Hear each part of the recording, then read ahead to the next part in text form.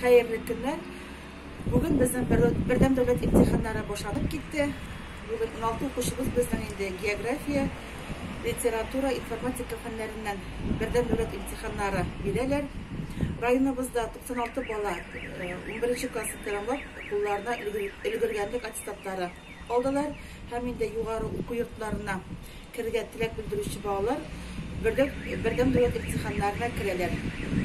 Бүген инде безнең кергәндә үк инде метр ярым ара калдырылып, балалар маска, перчаткалардан керделәр, дезинфекция чаралары кулланыла, термометрия эшләп тора инде.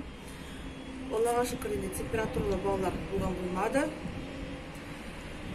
Башка еллардан үзгәрәк инде безнең кабинетларда 8 баладан артык бала утырырга тиеш түгел һәм аралар инде метр ярым калдырылырга тиеш.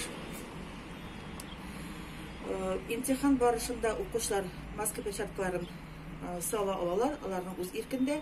Инде организаторлар, техник белгечләр безнең саклык чаралары кулланып маска перчаткаларын салырга тиеш түгелләр.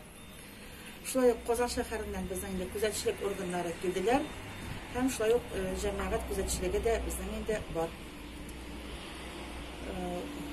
Имтиханнарның вакыт аралыклары башка еллардан үзгәрәк түгел, нәкъ шулай ук ничек итеп каралган.